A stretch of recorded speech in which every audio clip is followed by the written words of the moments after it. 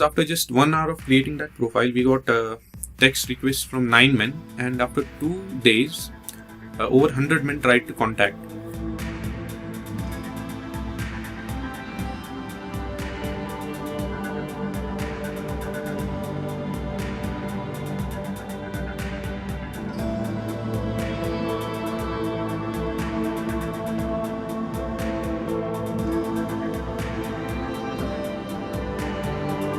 My friend, he has a cousin, she's 12 years old right now, she must be in 6th grade. She created an Instagram account of her own, uploaded some pictures, and what happened is that she got a lot of texts from men and they said really horrible things about her, and my friend showed those screenshots to me. We were shocked.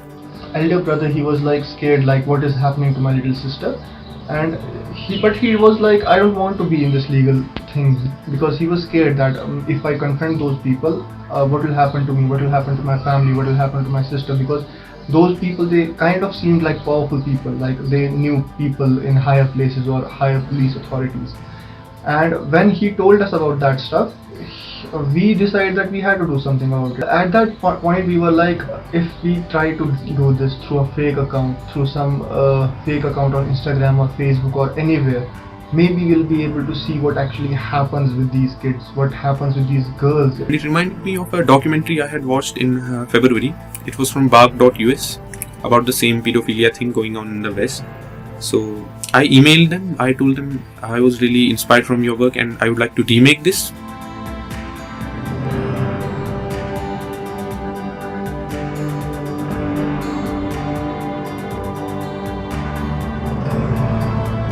As soon as they gave us the green signal, we started working on our project.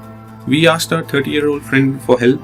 We needed her pictures because we couldn't obviously use images of an actual teenager for our project. So we told her that with some simple photo editing, we would turn her into a 14-year-old kid, and she's going to be completely unrecognizable. So she said yes. At first in Photoshop, we made her look like 20 or 22, and at the end of the day, we used a baby filter on her face, and because of that baby filter, she became from 30 years old, she became 14 years old. So after just 1 hour of creating that profile, we got a text request from 9 men, and after 2 days, over 100 men tried to contact. For the voice thing, we just recorded our voice and altered the pitch and frequency to make it sound like a female. That shrill voice kind of editing. And then we started texting these men. After just 3 days, we collected all the evidence which we needed. It was quite disheartening and dismal for us. We had to go through a lot of horrible text messages which these guys sent. They sent explicit pornographic content and their nude pictures which we had to tolerate for days.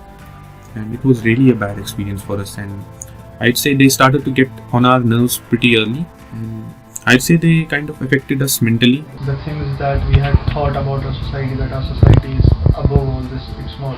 The pedophilia, sexual online abuse is actually very prevalent here, because in just about 3 days we went from 0 text to 100 text, more than 100 message requests. That was just one account.